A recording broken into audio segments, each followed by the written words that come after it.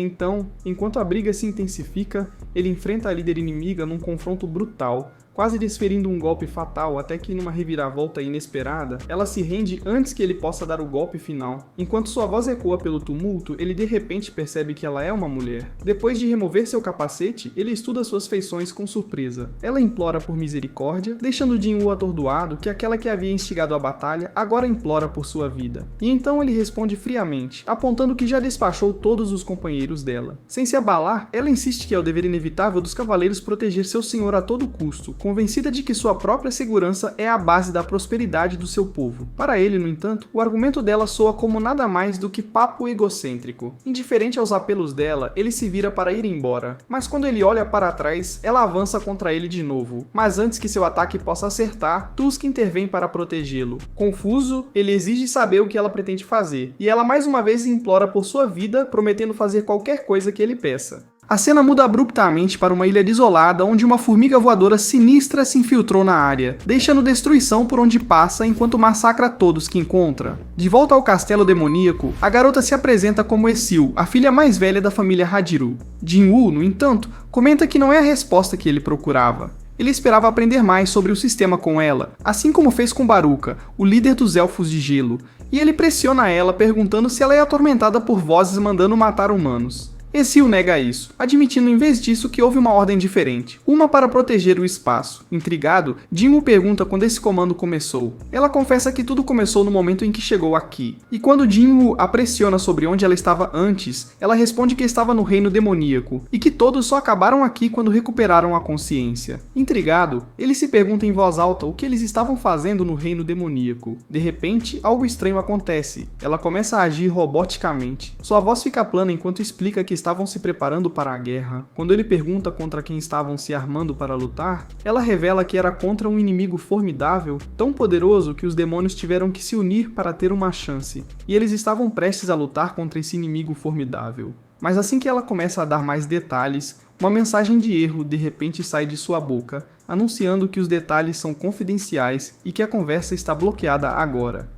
Antes que ele possa pressionar por mais, ela desmaia e Jin-Woo a segura rapidamente, percebendo que não pode mais pedir nenhuma informação adicional. A cena então muda para uma reunião na Associação de Caçadores. Autoridades revisam fotos do recente ataque da formiga voadora nas ilhas periféricas japonesas e Jin-Chul relata que o ataque causou um total de 294 vítimas, com 108 caçadores entrando em combate. Entre os mortos estavam 4 caçadores Rank E, um Rank C e um Rank B. Gogan-Hee fica espantado que um único monstro possa infligir tanto dano e Jin-Chul acrescenta que a criatura foi finalmente abatida por um caçador Rank S, que chegou ao local.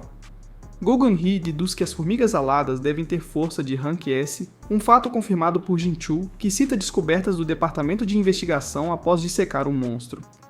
Gogun-Hee então aponta que a ilha atacada fica a apenas 120 km da ilha Jeju, alertando que se essas formigas desenvolverem capacidades de voo ainda maiores, poderiam facilmente alcançar o extremo sul da nação deles. Ele imediatamente pede ajuda ao Japão e pede que os países vizinhos sejam alertados. Ele lamenta que a ameaça inevitável chegou. Ele queria atacar primeiro para evitar baixas, mas parece que foi tarde demais. Determinado, ele declara que a 4ª missão de ataque à ilha Jeju está oficialmente em andamento.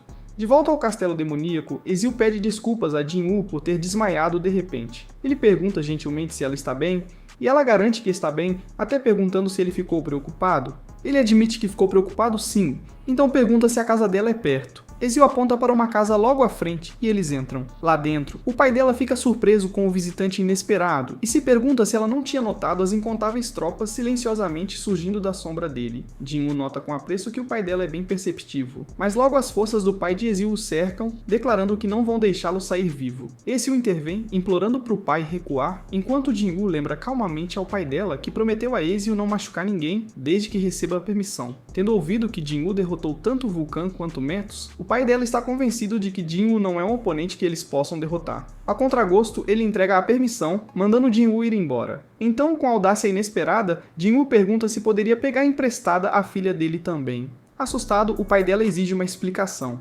Então Jin-Woo explica que Ezio mencionou anteriormente que sabia a localização das permissões em todos os andares. O pai dela então pergunta se Jin-Woo pode garantir a segurança de sua filha, ao que ele promete que sim. Satisfeito, o pai permite o acordo, levando Jin-Woo a pedir para Ezio guiá-lo. Em outro lugar, vemos cientistas ocupados dissecando a formiga voadora, examinando cada detalhe com muito cuidado. De volta ao castelo, Jin-Woo continua sua subida constante pelos andares e logo se encontra no 89º andar. Lá ele observa que tanto Igris quanto Tank subiram de nível, um agora detendo o título de Cavaleiro de Elite, enquanto o outro é apenas um cavaleiro. Ele reflete que um deles agora rivaliza com a força de um aventureiro Rank S, enquanto o outro é comparável a um aventureiro Rank A. Enquanto isso, Ezio preparou vários presentes para os nobres nos andares acima, pretendendo negociar permissões através dessas oferendas, mas Jin-Woo descarta a necessidade de tais subornos. Ezio então o avisa que os andares acima do nível 90 são gerenciados por nobres de alta patente, num nível completamente diferente dos fracotes que ele vinha enfrentando. Então, obter permissões apenas conversando será extremamente difícil. Jin-Woo concorda, comentando sem rodeios que ninguém se dá ao trabalho de conversar com quem considera fraco. Ele lembra que a família dela está travada numa competição acirrada com outros nobres demônios e promete que vai elevar a família dela para se tornar a mais poderosa neste reino. Ezio então pergunta por que ele poupou a família dela, e Jin-Woo responde diretamente que é porque gosta dela, deixando-a corada e sem graça. Jin-Woo reflete que ele realmente se dá bem com gente simples como ela e Jin. Então ele diz a Ezio para voltar para casa agora. Ele a lembra que ela acabou de avisar que as coisas ficariam difíceis a partir dali e ele não quer arrastá-la para o perigo. Mas antes que ela vá, ele pede que ela revele as localizações da permissão. Nervosa, ela se pergunta se é inútil para ele, mas ele garante que não é o caso. Na verdade, ele acredita que não seria seguro para ela continuar com ele. Ainda determinada a segui-lo e testemunhar seus feitos, ela insiste em ir junto. Então ele concorda e juntos eles sobem para o 90º andar. Lá, Jin-Woo luta contra os monstros que avançam e percebe que Ezio estava certa. Tanto a força quanto o número absoluto de monstros nesta área superam de longe os dos níveis inferiores. No entanto, ele consegue avançar com pouca dificuldade até finalmente alcançar o 97º andar. A cena então muda para a Guilda Hunters, onde ficamos sabendo que tanto o Sr. Choi quanto Chai receberam uma convocação para o quarto ataque à ilha Jeju. O Sr. Choi revela que todos os caçadores Rank S do país foram mobilizados, e Chai se pergunta se isso significa que Jin-Woo estará envolvido também. Ele então a informa que eles estarão cooperando com o Japão desta vez, já que as formigas voadoras também têm ameaçado aquela região. Chai pergunta quando o ataque começará, mas nenhum horário exato foi decidido ainda, embora ele acredite que começará em breve porque os caçadores da Guilda Gigante do Japão estão programados para chegar na nação deles ainda hoje para discutir a situação. Enquanto isso, vemos Jin-Woo no 100º andar do castelo demoníaco, onde ele avista um Wyvern circulando acima. A criatura pousa, e montado nela está ninguém menos que o Lorde Demônio Baran. Jin-Woo fica impressionado com a aura avassaladora emanando de Baran e se pergunta se tem alguma chance de derrotá-lo. Ezio congela de medo ao ver o monarca demônio e Jin-Woo percebe que precisa derrubar Baran de sua montaria primeiro, pois lutar contra um oponente no ar seria desafiador demais. Baran então voa para cima, convocando demônios para atacar Jin-Woo. Ezio entra em pânico sem saber o que fazer, e Jin-Woo rapidamente convoca seu exército, agora fortalecido por seu domínio do monarca. Juntos eles enfrentam os demônios convocados, eliminando-os com facilidade, o que deixa Ezio maravilhada com o poder de Jin-Woo. Ainda assim, ela permanece incerta se ele pode finalmente prevalecer contra Baran, já que ele é apenas um invasor, e ela se pergunta de que lado ela deveria ficar afinal. Baran então libera uma torrente de raios que cai do céu num ataque devastador em área, dizimando os soldados de Jin-Woo e drenando uma grande parte de sua mana. Ezio quase a pega na tempestade, mas Jin-Woo rapidamente a protege. Ele percebe que não é um raio comum, é um ataque de longo alcance com efeito atordoante. Embora saiba que seus soldados podem ser revividos, golpes repetidos como este vão esgotar rapidamente seu MP. Determinado a agir antes que seus recursos acabem completamente, ele ativa suas habilidades de corrida e furtividade para avançar contra Baran e mirar em seu Wyvern. No entanto, Baran bloqueia seu ataque sem esforço e Jin-Woo fica surpreso que sua detecção de furtividade foi superada. Baran então arremessa Jin-Woo com força ao chão e ataca com um sopro elétrico teleguiado. Jin-Woo desvia do ataque, mas ele é interceptado por Tank, que o salva no último segundo. Nesse momento, Iglis intervém e corta a cabeça do Wyvern, fazendo Baran cair com estrondo. Jin-Woo respira aliviado, feliz que o Lorde Demônio foi forçado ao chão porque ele estava ficando cansado de olhar constantemente para cima. A cena então muda para a Associação de Caçadores, onde uma reunião está em andamento com Goto Ryuji, o mestre da Guilda Drossword, acompanhado por sua intérprete Hankawa. Goguni explica que a guilda do Sword é uma das maiores do Japão, contando com 11 caçadores Rank S e sendo a segunda maior guilda da Ásia. Ele comenta que Goto exala uma aura inspiradora e realmente faz jus à sua reputação lendária. Hankawa então agradece à associação por ter aceitado a proposta deles de formar uma equipe de ataque conjunta. Kogun-hee, não querendo Aralad, diz pra ela não mencionar mais isso. Afinal, foram eles que pediram apoio primeiro. Hankawa então explica que a pesquisa deles, baseada nas informações coletadas e na dissecação das formigas aladas, revelou 2 pontos cruciais para a missão.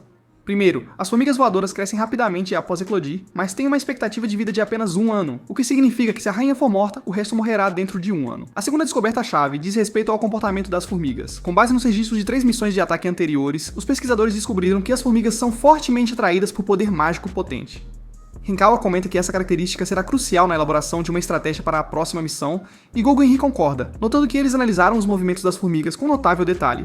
Hankawa então traduz para Goto, explicando que a guilda deles planeja enviar 10 de seus 11 caçadores Rank S, todos encarregados de atrair as formigas, enquanto os caçadores coreanos estão programados para eliminar a formiga rainha. Shinju então expressa algumas ressalvas, apontando que essa estratégia pode forçar os caçadores japoneses a enfrentar milhares de formigas de frente. Goto, no entanto, está tranquilo, já que seus caçadores agirão apenas como isca, em vez de entrar em combate total. E a simulação de IA deles confirma que este é o plano ideal, e Guggenheim concorda com o plano. De volta ao castelo demoníaco, o exército de Jin-Woo continua sua batalha feroz contra os demônios, e o próprio Jin-Woo luta incansavelmente. Ele mal encontra tempo para engolir uma poção de mana antes de notar seu MP diminuindo rapidamente. Vemos então Igris, Iron e Tank travados em combate com Baran, que parece bloquear sem esforço todos os ataques recebidos, incluindo o próprio golpe de Jin-Woo. E num momento brutal, Baran agarra Jin-Woo pela cabeça, prestes a acabar com ele. No entanto, Igris intervém, interceptando a espada de Baran. E Jin-Woo aproveita cortando uma das mãos de Baran, enquanto Igris apunhala a outra, e o exército de sombras de Jin-Woo segura o demônio.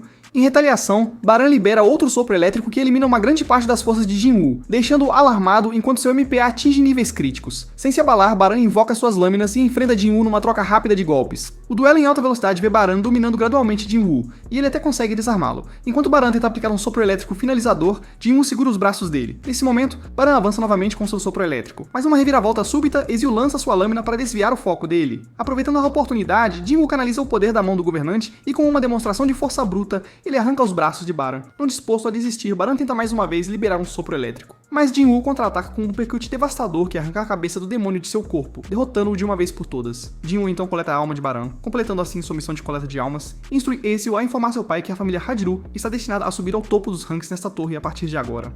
Jin-Woo finalmente adquiriu o sangue purificado do Monarca Demônio, e com esse ingrediente crucial, ele agora tem todos os ingredientes-chave necessários para preparar o elusivo Elixir da Vida. E assim, com a cabeça de Baran rolando, Jin-Woo finalmente conquista o último ingrediente para o Elixir da Vida. Uma vitória épica no Castelo Demoníaco, mas que deixa perguntas no ar. A ajuda inesperada de Ezio foi crucial, mas qual será o futuro dela e de sua família agora que Jin-Woo prometeu elevá-los? E enquanto nosso herói se aproxima de curar sua mãe, a ameaça das formigas na ilha Jeju cresce, com um plano arriscado sendo traçado entre Coreia e Japão. Jin-Woo, agora oficialmente Rank S e com poder que não para de crescer, será convocado para essa batalha iminente. A jornada está longe do fim. O que você acha que Jin-Woo fará primeiro? Usar o Elixir ou se preparar para a ilha Jeju? E qual sua expectativa para a batalha contra as formigas? Deixe sua teoria aqui embaixo. Se você vibrou com cada luta, cada estratégia e cada revelação, manda aquele like para apoiar o canal, compartilhe com todo mundo que precisa ver isso e, o mais importante, inscreva-se para não perder os próximos passos eletrizantes de Sung Jin-Woo. O próximo vídeo promete a preparação para a cura e a tensão pré-Jeju. Não fique de fora.